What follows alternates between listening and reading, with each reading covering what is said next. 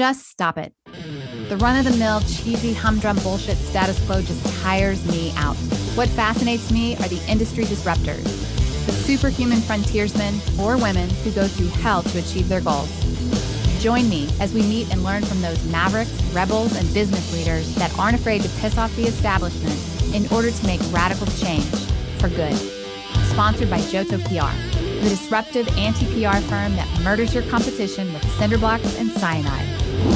This is Disruption Interruption. Okay, here we go. All right. So today's guest is a disruptor. He is a fellow of the American Academy of Family Physicians. He's a passionate advocate for people with intellectual and development disabilities. You may have heard the acronym IDD.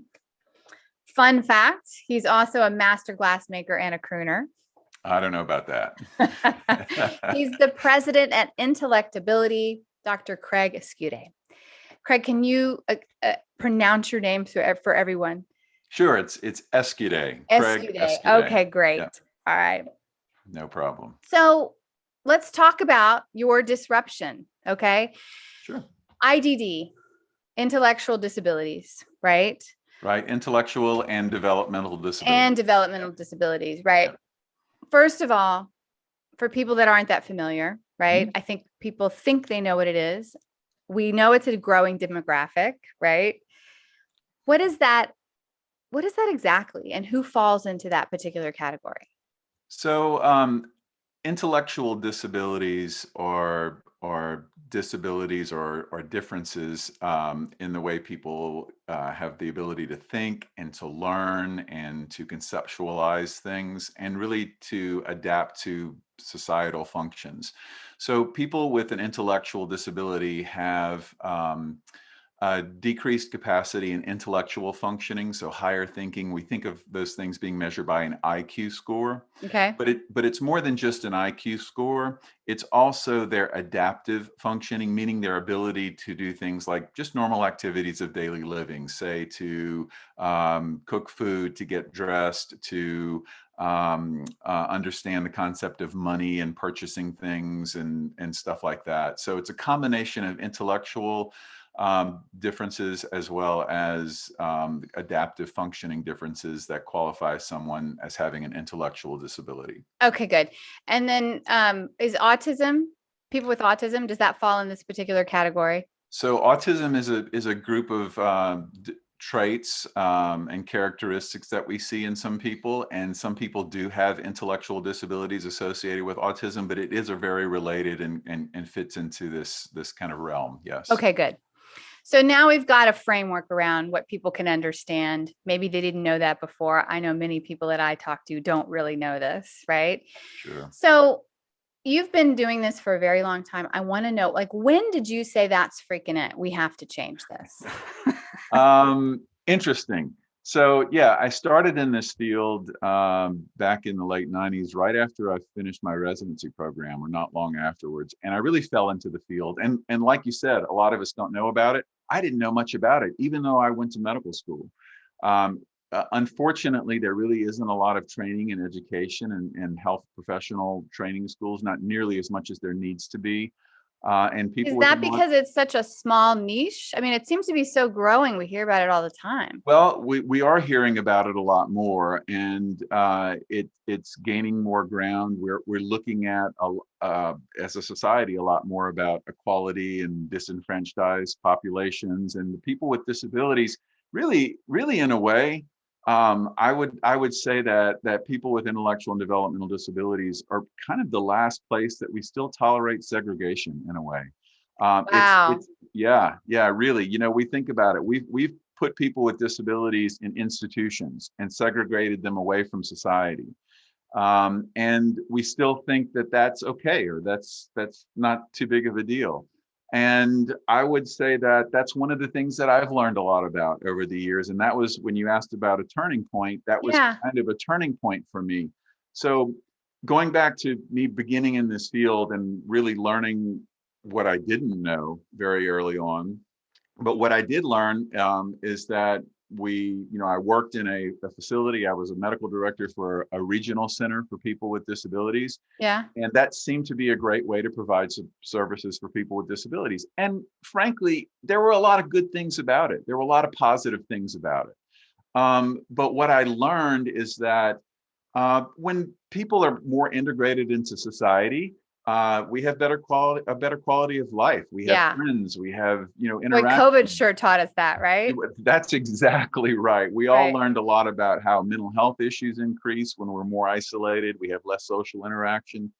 So while there were some good things about people living in institutions that supported them, I would say there's a lot better things to come for most people when they become more integrated into society. So the turning point for me was around 2011. The state began looking a little more at community supports rather than institutional supports. And what I mean by that is instead of having people live their lives in this really segregated, community setting, Yeah. they would live in a home or an apartment next door to any one of us and have their supports and services provided for them there. Well, my first thought when I saw that was that people, frankly, are going to die. And Really? yes, That's because drastic. it was that That's was a the turning drastic thought. that will make you have a turning point Yeah. moment, won't it? Yeah. Yeah. Yeah. And the reason for that is because I knew what I didn't know as a healthcare provider and what I had to learn working in this environment to provide good care for people with disabilities. And I knew that all of my colleagues who were practicing in community settings had not been taught any of these things either. So when people move out into community settings, they're going to get their healthcare not from me, who's been working in this field for years, but from the community healthcare provider who had no training. Mm. So I said, personally, I made it my mission to do something about it. So So that goes into the disruption. it does. So It that does. was sort of a wake-up call. People It are was. going to die. Yep. Brings up your responsibility level. You've said you fell into this. So the learning curve was probably pretty steep for you. It was very steep and very humbling. I walked into this regional center because they needed help, they needed medical assistance, and I walked in, and here I am, the doctor who's supposed to take care Yeah, of all right? of this, and I was like, "Ooh, I haven't seen this before. Ooh, I'm not sure how to address this. Ooh, what does this mean?" And you didn't leave. You actually like stuck with it. What was the No, challenge of needing to know? I didn't leave. I learned. Wow. And I learned from the nurses and the direct support staff and the people themselves who had been in this environment for years that learned the same way that I did. And that was the mission. That was what I decided, is that I'm going to find a better way to provide this very much needed education to the healthcare world without them having to learn it like I did the Like hard trial way. and error, right? Exactly. So that Exactly. is the disruption. It is education. Tell me really about the disruption and why is it disruptive? Well, because for the longest time, and unfortunately, this is still in existence. Um, you know, Healthcare providers, we don't know what we don't know. Okay, if we weren't taught something, we just don't know about it.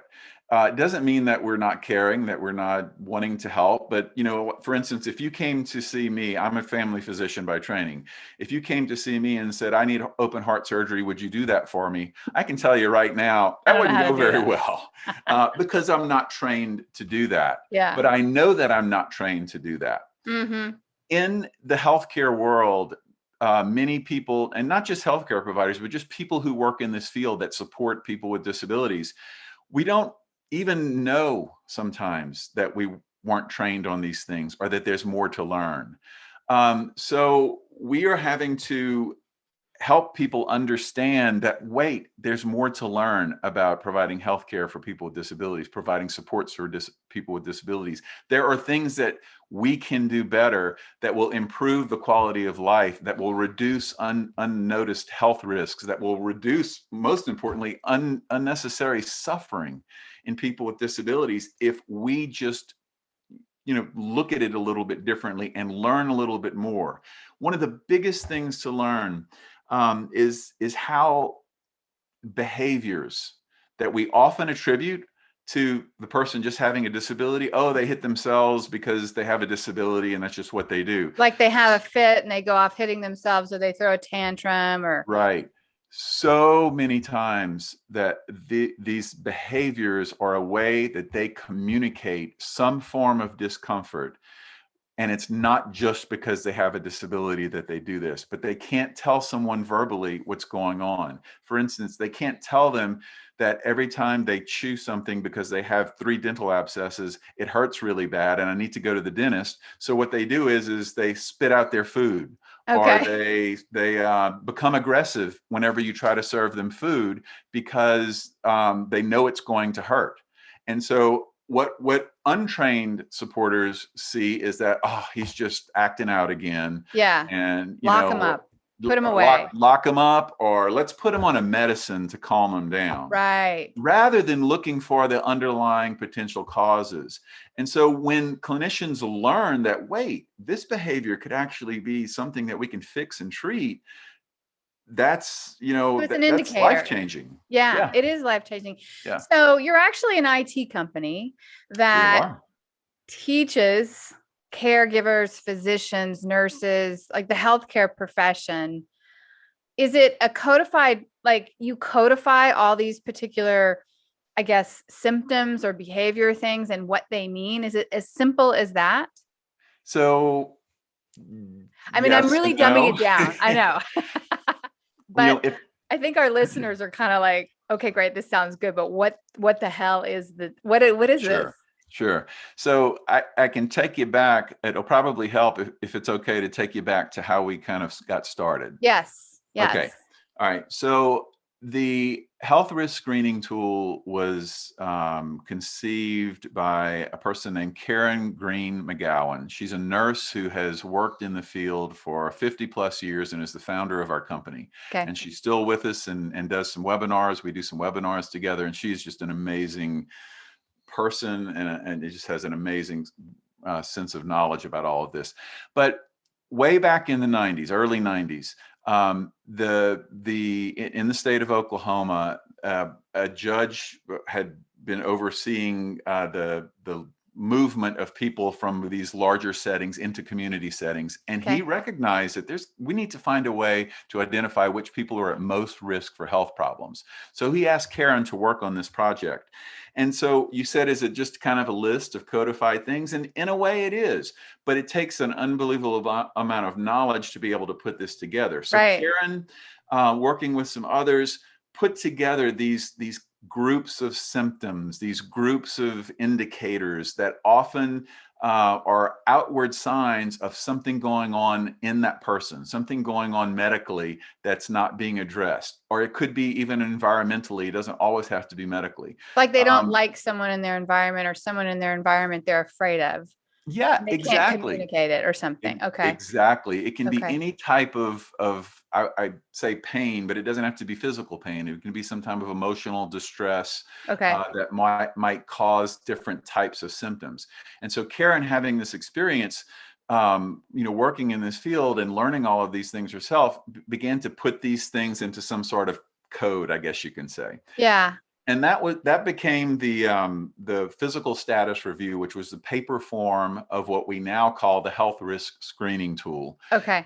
In 2006, that tool was turned into a web-based format, and it's accessible online, and it's used by thousands of providers throughout the country to help supporters. And when I say supporters, I mean direct support professionals, which are people who work day in and day out with people with disabilities who may not have a lot of clinical training, but they're charged with recognizing early signs of health problems. Mm-hmm. So this tool helps them by going through the screening questions to identify which of these it helps them identify which areas the person might be having some problems in, some risk in, and then points them to solutions, points them to action steps that they can take to help mitigate those risks. So it It is sounds kind pretty of, robust to me. It's it's not just very a robust. codified list anymore. Not at all. The tool has a lot of logic built into it. and does things behind the scenes when people are answering simple yes and no questions that put these collections of symptoms together and all of these things that are observed and then can point towards specific risks that they might be indicating. Interesting. And so how would you describe how this changes the status quo? So the status quo is that physicians and certain caregivers don't know what they don't know, and they've segregated these people with IDD, right? Is segregation the status quo? Is it? I would take it even further, and this is might be a little harsh, but the status quo oftentimes is doing nothing. Okay. That's probably the worst thing you could do is do nothing. We see people with a disability and they have these behaviors and well, that's just what they do. So let's just put them somewhere and try to manage. People have actually died from not being treated because of this, right? Yeah, and that happens real, to everyone. Right? Let's be frank, that happens to everyone. There are misdiagnosis at times and stuff. But certainly in people with disabilities, because people aren't aware of the different ways that they present with health risks and other conditions and health destabilization, lots of things get missed, more so. So and again, I do want to say I'm speaking fairly negatively about all of this, and but we have come a long way in the past 30, 40 years. Things have really moved in better directions, and what we are doing is helping the health mindset move in that better direction. And it really is a mindset change. It's a mindset change from, oh, this is just what we see, this is what they do, to wait, this might mean that there's something that we can do to fix this or make this better or relieve this person's suffering or distress and make life better. And that's where we fit in. Our niche is anything related to health and wellness in people with intellectual and developmental disabilities. That's where we fit. And we're making a change, we're making a difference, and we're going to keep on doing that. I can tell you. Well, it's super humane. It's super humane, right? That's very kind. Thank you. So I understand how the disruption was created. Who have been the early adopters of this? I would say probably our earliest adopter of our electronic tool when we started moving into that was the state of Georgia. Really, they're our longest running client. They've been using the tool in its electronic format since then. There was other states that used it in its paper format before then when it was initially developed. But the state of Georgia has really taken this health risk screening tool and they use it. They use it to its fullest. They use all of the different aspects of it. It's integrated into their whole provision of supports and services. Really? Not only do they use it just to identify health risks that people are missed, but they also use it to help determine levels of need of extra services. For instance, if our tool quantifies health risks on a scale of 1 to 6. And if someone has a higher level of need, then they're going to need more intensive health-related supports. Mm-hmm. So they use the tool to help them identify, okay, these are people that need more support. So we need to, give them, say, more intensive case management services, or they need additional funding because they have higher health needs. And in turn, these people don't qualify for as high a level of services. So we don't need to, say, spend money in this area as much. So it actually can help with putting resources, both financial resources, people resources, into places where they're most needed and can be of the most benefit, and not necessarily where they are less needed or of less benefit. And a few other states do this too, but Georgia was the earliest to be. They were the early adopters. Yep. So this is changing an economic network. It is. It's not just about health and wellness, but it actually has some financial impacts as well. Wow. Do you, are there studies, or do they look at this as a way to, like, not only where to funnel resources, but where not to? Does it really impact healthcare costs? Yeah. So we have a couple of kind of groups of studies. One of them looks at the validity of the tool and whether or not it can accurately predict who is at most risk. Mhm. And we've got some published studies that do show that the health risk screening tool can accurately predict who is at most risk of death. And there are more studies being done on that, looking at it even more intently. Then we also have some studies that show that there is a cost reduction, cost savings. There's a reduction in the, say, people that need to go to the emergency room, because you're looking at things from a preventative standpoint rather than a reactive standpoint. Emergency room visits are very expensive for the They are taxpayers. very expensive. That's right. And you say taxpayers, you're right, because many Most people don't know that. Yeah. We're the ones that pay for the emergency room. You are right. And most people with intellectual and developmental disabilities, or let's just say a high number of people, are on Medicaid for health supports and for provision of all of their supports and services. It's a large part of Medicaid budgets. So when we are saving emergency room visits, we're saving everyone dollars. Is Medicaid using this? So that's a complex question. Okay. Probably won't get should into. Use this. Medicaid itself is the financial provider of all of these things, and then there are agencies that work with them to provide the supports and services. So we don't contract typically directly with Medicaid because they don't actually provide the services. The agencies, we usually contract with state agencies of developmental disability services, but they have usually a very good working relationship with Medicaid. They're the funding source for those services. That's good. Yeah. So Georgia was the early adopters. And, that reminds me, I read some statistic at one point that Southern states have a higher percentage of people with IDD. Is that really true? You'll see some numbers that indicate some higher amounts. Is that really true though? I can't speak with full authority on that. I haven't reviewed those in a while. Yeah. So I'm going to refrain from that. But Georgia is a Southern state and it was an early adopter. So tell me, this may be just like a very logical question, almost like too simple, but who benefits from this? Who are all the parties that benefit? So the first and primary benefactor of this are the people with disabilities themselves, who get their unnoticed health issues and pain and suffering addressed and resolved.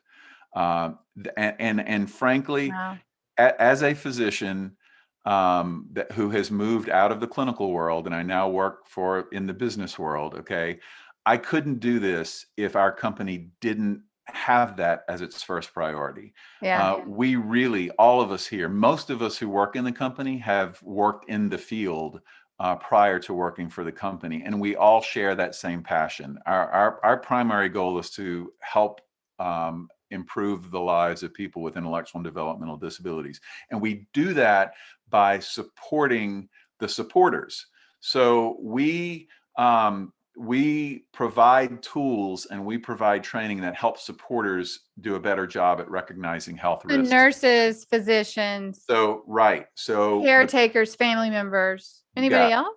You got it. And then you go there and you go the agencies that employ all of that benefit. And then you go from there and you have the state levels who oversee the agencies. And emergency rooms. Do emergency rooms use this? So emergency rooms typically don't directly use this tool, but that's one division of what we have. Another couple of divisions we have are our academy division, which provides direct training, online training in the health-related field, and we have a training program that's specifically geared towards physicians. That trains physicians in the fundamentals that we all should have learned back in medical school, but the fundamentals of providing healthcare for people with intellectual and developmental disabilities. It's an online course that you can take, and we do have emergency room physicians that are using this to train themselves. That's good. Yes, wouldn't it be amazing if there was some sort of massive database with the training in there, that when someone came in and checked in that had IDD, that this could be accessed for immediate use? I don't know if that's even possible, but Everything's possible. Everything's possible, That's a good idea. Who gets cut out? A lot of Uh, times in disruption and innovation, someone gets cut out or some group gets cut out. Does that apply here at all? I can see that. I can see what you're saying. I can see that point, but that's kind of interesting in what we're doing. I would say the only people that get cut out are the people that simply refuse. We're not, how do I say this? We're not really replacing something else that's been out there. We're replacing A void that's nothing. nothing. Yeah. People, these things were just not addressed. These Yeah. things were not looked into. These things were not thought of. So we are providing a way to identify all of these things easy, to train support staff easy. And these things really weren't there before. Well, I guess that's the So we're whole building it. foundation of being inclusive, that you are including everyone, right? So maybe that's even more disruptive I itself. guess so. So where have you had the most trouble in adoption and education? Because it's new, right? You've obviously had to change minds or get people to think newly. Yeah, and you say change minds, it is that mindset change. I think when we're talking about education in particular, there's something called the Dunning-Kruger curve. It's a really interesting curve, and you Where does the name come from? Is somebody's name? a couple of people's names who Okay. figured this out Good. and put it All right. together. Okay. Yeah, so it's you graph the confidence level of someone with their knowledge. And have you ever, like, let's say you wanted to pick up I don't know, woodworking, and you're like, oh, okay, somebody showed me how to use this saw. Oh, I I can got do this. anything now. So you've got They're that. a bit dangerous. It's Yeah, like so somebody with a little bit of knowledge is like more dangerous than you somebody with a ton of knowledge, right? using the carpentry, you hit the nail on the head. Yeah, you've got a little bit of knowledge, and so you think you can do it all, and you know it all. Oh, I know everything about taking care of people with disabilities because I've learned what Down syndrome is. Mm. So that's the hurdle. Where we have to get over, is to help people say, but wait, there's a lot more to learn that can really, really impact the lives of people that you're providing care and support for. So as they begin to learn a little bit more, their confidence actually drops a little bit, because you're like, oh my gosh, wow, so much more I need to learn. I don't know anything, right? Yeah. And then you get really humbled. And The more you know, the more you realize you don't know, right? you've got it. You've got it. And That's then how I feel sometimes. I still feel that way. But then you get to a point where you're like, okay, wow, I've learned a tremendous amount. And then your confidence level starts to go back up. For real. For real. Yeah. Right. Yeah. Exactly. And the hurdle is helping people understand, yes, I know you know a lot, but there's a lot more to learn. Is there a tougher group that's been hard to adopt because of this? I take the smile is like, yes, but you're not want to. Well, I just have to say, and I can say this because I am a physician. Physicians are tough. Physicians have a harder time sometimes saying, you know what, wow, I don't know a lot about this. Yeah, and that's really kind of the old physician way. I'm the doctor, I know everything, and that's changed a lot. I've seen that change, and we do have a lot more physicians. But the perception of that has not changed, in the sense that people still think physicians think that way, right? Right. But I will vouch for this, saying that I've seen that mindset change tremendously over my career. When I first started, it was like, I'm the doctor and you do this. Not me, of course, but other people. Never you. Yeah. And then but people there's so much more of a cooperative mindset to healthcare now. Mm-hmm. Where we include people in their healthcare decisions, where we want people to be informed, and then we work together to find the best healthcare plan going forward to help that person with whatever they're experiencing. So that concept, this medical home that we talk about, those concepts have really taken the misconception or the preconceptions of that, oh, the doctor is it, and whatever the doctor says I have to do. That really is not the It's current not the case anymore. now. Are there any types of physicians, like, do you have like a hierarchy of physicians that would benefit the most from this, like a scale? Like, who are they? Primary care providers, Okay. so family physicians, internists would probably be on the top of the list. The next group would be emergency room physicians, Okay. because so many people with intellectual and developmental disabilities get sent to emergency rooms many times for uh, simple problems because they can't get the access, or the people working with them don't know what else to do. So they go to the ER, and then the ER doctor is not necessarily trained or doesn't know exactly what to do. So they end up ordering every test in the book, or they Mm. admit them when Yeah. they really just needed something small. So that group of physicians also is very important. But not just physicians. Our training is not geared just towards physicians, but really every single person who touches the lives of someone with a disability, any person who works in this field, direct support professionals in particular.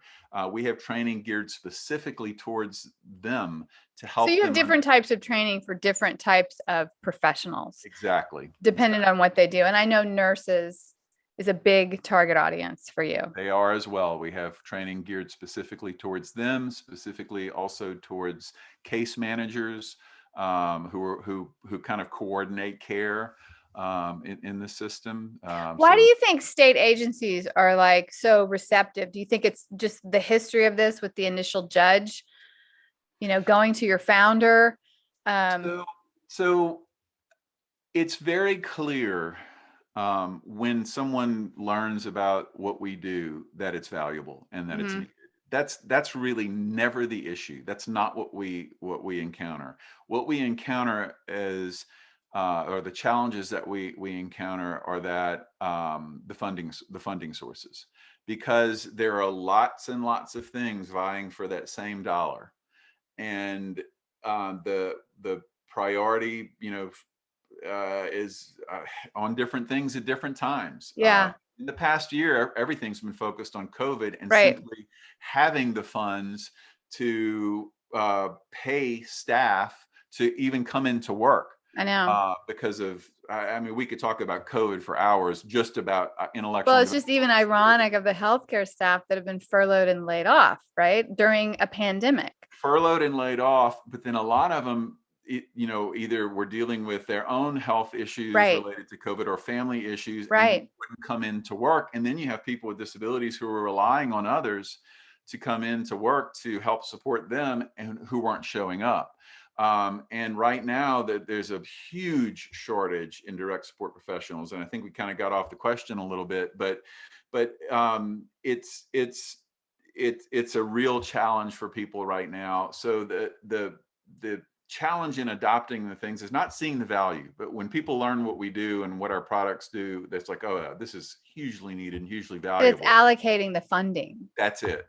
That's right. Wow. But once they begin using this and it becomes integrated, they really do see the value of this, and they're like, how could we not have used this before? Yeah. How are we not doing this? We get stories like that all the time of people, whose lives were saved, And or that's really the crux of it. yeah, yeah, Yeah. yeah. Yeah. So you've been doing this for how many years now? 30 years? 20 years? Um, 24, 5-ish, Okay. somewhere in there. Where have you messed up? Oh. And Mm. how'd you fix it, right? So personally, I messed up when, there have been times where I did the same thing. I'm like, they're just behaving this way because of this or because of that. and didn't look harder and didn't look further into it. You know, early in my career, there were times where somebody's doing this or doing that, and it's like, oh, they always do this. And then later we figure out, wow, they had, you know, 5 dental abscesses, for instance, and that's why they've been so aggressive and so agitated. And that those things are very humbling. Yeah. So the Well, that's way just what makes you very real too, you know? yeah, and you know, I've had experiences like that, as I'm sure a number of people have out there in different fields and different areas. But the biggest thing is not to hide them, not to be ashamed of them, but to, you know, pick up your big boy Use pants them. and say, whoa, all right, this is a step back moment. I need to learn more about this. I need to look harder the next time and do it better the next time. Yeah. So on the opposite side of the coin, do you have any significant wins that stand out from, you know, applying the knowledge that you have and really helping someone or saving their life or their family? I know you have many, but is there any that stand out? Uh, yeah, there are a few, and one of them I'll say was uh, I guess I'll talk about this one. This one was a kind of an educational moment. I remember giving a talk at a conference, and it was about these behaviors and how they can indicate underlying problems. And the next year, I was asked to come back, and I was walking from the parking lot into the hotel, and someone ran up to me and said, Dr. Escudé, I've got to tell you what happened after the conference last year." She said, we had this person we were working with, and his behaviors were terrible. He was fighting, he was hitting people, he was agitated, he was becoming disruptive. He said we had done everything we could, and we were getting ready to refer him to a psychiatric hospital for an inpatient psychiatric stay. And she said, and I came back from hearing your talk, and you had said, and I brought up the dental abscesses because it is one of the most common missed Oh, it things. is really. Yeah, we had never had his teeth looked at, and we sent him to the dentist, and he had several problems. They fixed them, and he went right back to his old self. And she says, we actually avoided a psychiatric hospitalization Which and was got to, expensive. not just expensive, but traumatic Traumatic. to Yeah. that person, you Yeah. know? And got to take him off of medicines that he had been on for his behaviors. And it was all because of me hearing you talk. Wow. And I was like, oh, wow, that's quite humbling. And it really is, it really energizes me and the people in our company to do what we do every day. That's big. That's huge. Well, it seems to me like since that's like number one, this is just as an aside, dentists should know about this. Yep, and we do have a number of dental features, I guess, in the things that we do and the things that we talk about. Oh, I'm that's actually cool. working with a dentist right now in the country of Georgia, Oh, yeah. who's I've interested. been there. Ah, have you? I Yeah, have I not. have. Yeah. Nice place. Yes, it's beautiful. Yeah. It looked beautiful from the pictures. Yeah. But yeah, we're going to probably be working together to develop some dental specific training. So. That's neat. Yep. That's so cool. So you guys are international now, Yeah, somewhat, little bit, growing a little little bit bit. more. Yeah.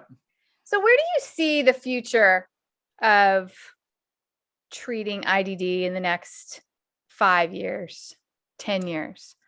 So, you know, the goal, the what I call it, the big diamond, is for people with intellectual and developmental disabilities to be seen for who they are. They are people. They are people first. They're not the disability first. They're not the behavior problem first. They are people first. And that mindset needs to permeate throughout all of society. And when we see people as people first, we're going to value them more. We're going to want to learn how to provide better health care, provide better supports for them, give them what they need, and see, you know, to see them as valuable, because they are valuable. They're just as valuable as anybody else. That is what I call the big diamond. There are lots of little facets to make that happen. There are work-related issues and employment-related issues. There are housing issues. There are transportation issues.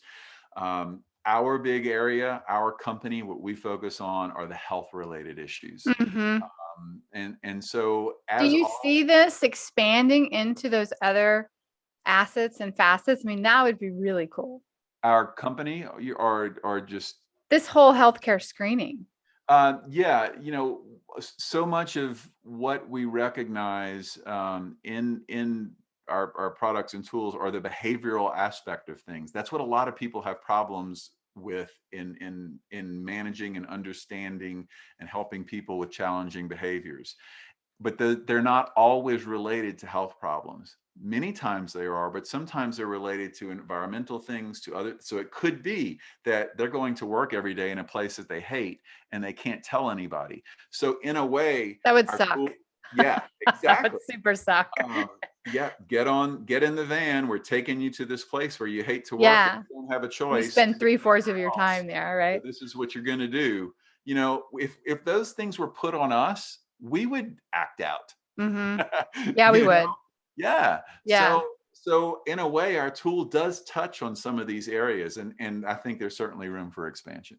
Yeah. Okay, good. So who are you? uh, Like, who are you? Like, have you always been a disruptor? Have you always looked at things differently from the status quo? Like, tell me about little Craig. okay, those are two different questions. Have Yes. I always looked at things differently? And I'd say the answer to that is yes. Okay. Have I always been a disruptor? The answer to that is no. I was very quiet. You're a late um, bloomer. yes, a late disruptor, I guess you can say.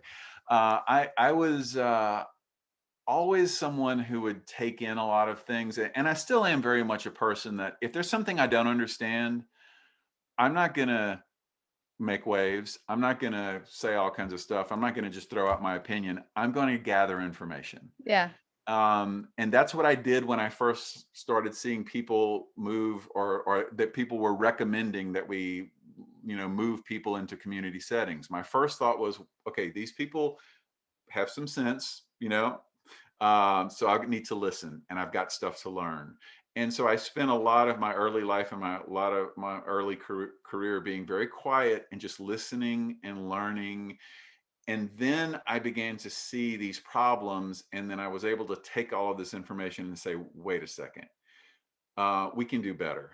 And that's when I got my voice. And I would say that was around that same time where people were really starting to move into community settings. And I'm like, wait a second, yeah, there's a lot to figure out, but nobody's looking at this healthcare world, and I'm gonna tell you why we need to do it. And that's when How I have you started. been a big advocate? You stepped outside of that quiet box, right? You took responsibility. You obviously have a lot of data and education. You believe in this.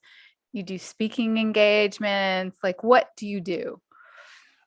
So what I did when I first got my voice is again, working for the state with all these financial constraints, I figured out a way to get a very sizable grant to begin providing education and training in the state of Mississippi, which is where I was living at the time, and to start training healthcare providers and create a program within the state system to support clinicians as they began seeing more people with disabilities.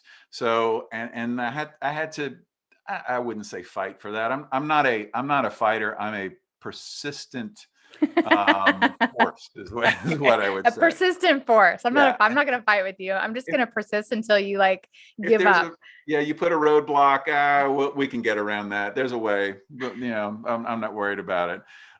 So yeah, so that was the first thing I did was create this program in Mississippi. And now what I do regularly is I get to take that same energy and that's those same concepts and really move it up or look at it on a national and an international level. I love to teach, to talk about this because it's so important, and so little information. Just giving people a little bit of information can make a huge impact in this field. So I love to talk about it. So I still do a lot of talks. And even with COVID, I did tons of virtual talks. Yes. And I'm so happy that we're starting to get a little bit back into personal interactions in-person interactions. So that I'm looking forward to that. I'm headed to my second in-person talk this year in a couple of weeks in That's Texas. awesome. Yeah, so I do a lot of talks. I write a lot. I write a lot of articles and just informational pieces for different venues, and then I also conceptualize.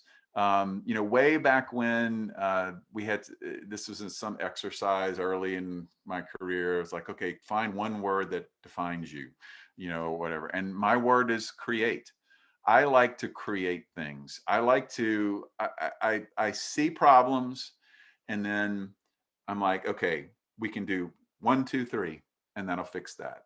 Now, yeah, that's probably oversimplistic, but that's how I think. Yeah. I look at these big picture things and I'm like, all we've got to do is boom, boom, and boom, and this will be better. The most powerful is the most simple.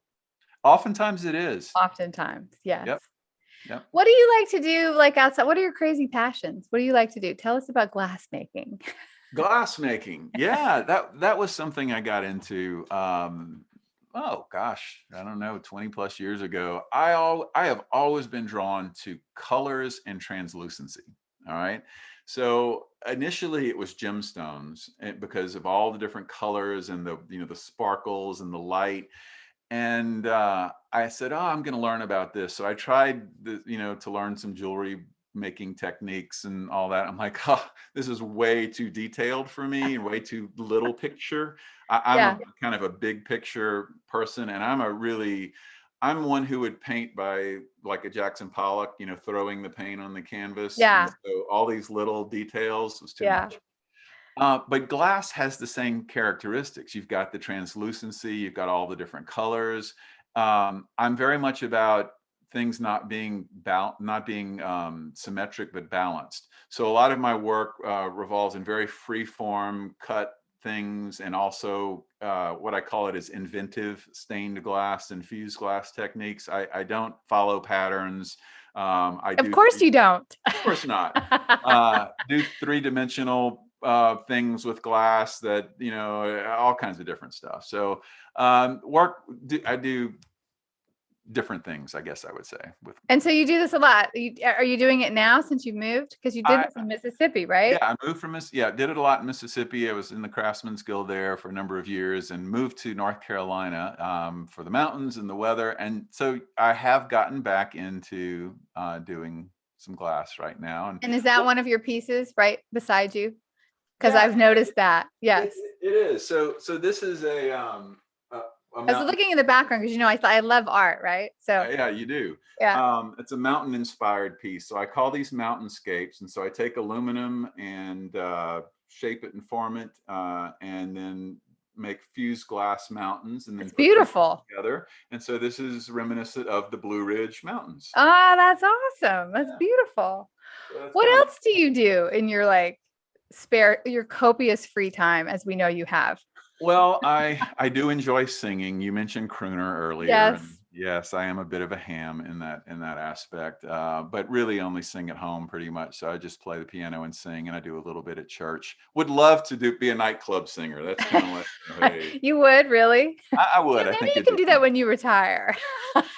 Yeah, yeah. I've thought about it very seriously, just for fun. Seriously. Yeah, So what's yeah. a crooner for people that don't know? Because we have some young disruptors on this Oh, it's the podcast. old Frank Sinatra, Sammy Davis Jr., Dean Martin, those guys, all of that kind of 40s, 50s, 60s Did you type. ever used to sing like in the hallways of the hospitals or things like that when you were, yeah. Yeah, not so much in the hallways of the hospitals, but at the regional center where I was the medical director, I fortunately or unfortunately got a reputation for doing all kinds of singing and musical things. We would do a lot of like entertainment shows and Christmas shows for people who live there, and they would always ask staff to help out. So I would always jump in and sing a song or whatever, and so it was fun. We had a That's great. super fun. And what did you do? You said the Craftsmen's Guild. You were like really involved in that, right? Yeah. So the Craftsmen's Guild of Mississippi is a group of artists throughout the state, and it's a jury process to get in. So you have to submit work and be accepted. And so I was in that for about 10 years. In glass, I was juried in both stained glass and fused glass, and a little bit of jewelry, but using again some very non-traditional techniques. Wow. How do you find the time?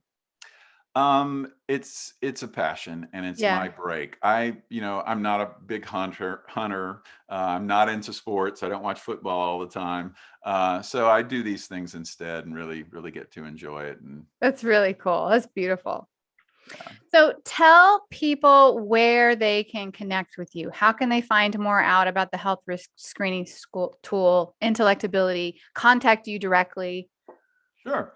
So my personal email address, my work email address is Craig at replacingrisk.com. And that's also our website, replacingrisk.com.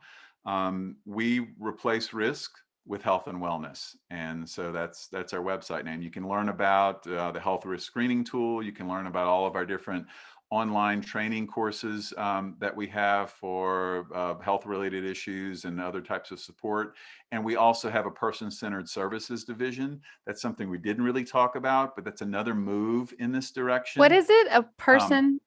it's called person-centered services. Okay. And it's where we don't, for a long time, we did what we thought was best for the person with the disability. Like I was saying earlier, this is where you're going to go to work. So get in the van. We're going to take you there. Right. And rather than looking at what did the person maybe want, what are their preferences? And so there's a big move nationally to provide more person-centered supports, meaning let's take into account what this person likes and doesn't like and what they prefer. And let's put that into the mix in how we determine what path this person can take in life, what activities can they do, all of that type of stuff. So we teach a lot of techniques and skills to organizations and to individuals on how to transition your way of supporting people to be more person-centered. Wow. So it really improves their quality of life. Absolutely. And so where do they find out about that? Everything is on our website, replacingrisk.com. You'll see under services, we have our 3 divisions listed, and you can learn a lot, and you can always reach in either to me directly or fill out our contact form on our website. Okay, cool. Now, one more thing. Replacingrisk.com is the website, but your name is Intellectability. Can you tell us about your name? Because it's Intellectability. I want to know about that. Sure. So, our primary product and our founding product was the health risk screening tool, and the company has been named Health Risk Screening. Well, that name, says, okay, well, you've got this health risk screening tool, you do something with health risk screening, but it really didn't tie us to the field in which we worked. So we went through an extensive rebranding process. And earlier this year in 2021, we announced our new name, which was Intellectability. And it takes the term intellectual and developmental disabilities and it condenses it and it focuses on ability rather than the disability. Which is the end result of what you're going for. That's it. You've got it. So the name now ties us to the field. And we've grown a lot as a company since the early days. So we have more than the health risk screening tool. So we have our 3 divisions, our academy division for training, the health risk screening tool division, and then our person-centered services division. So we all fall underneath the umbrella of Intellectability. So our name ties us to the field and it allows us to really talk more about all of our services and how they're all intertwined. I love that. That's really smart because instead, you get what you focus on. So you focus on disabilities, you're going to get disabilities and you're focusing on ability. That's right. Which is super cool. Craig, thank you so much. This is fun. I learned a lot. I learned a lot more. I knew a lot about you, but I learned a lot more today. It was super fun. Thank you very much. My pleasure. Thank you so much for having me. Yes. And that's it, everybody. If you learned something today or laughed, tell someone about the podcast. Tell people to go disrupt their markets. if you learned something from the show about this. And also, thank you for listening to the Disruption Interruption podcast, where we transform lives, change consumer behavior, alter economics, and never accept the status quo. Ciao for now. Because we live in a highly litigious society, with America being one of the top litigious countries in the world, here's our legal disclaimer. This information is not intended to be a substitute for professional public relations or legal advice. Do not disregard seeking professional, legal, healthcare, or financial advice, or delay seeking professional PR or legal advice because of something you have heard here. Contact an attorney to obtain advice on any particular legal situation or problem. Use of this podcast or our website or any of its social media or email links do not create an agency-client relationship between Johto PR and the user.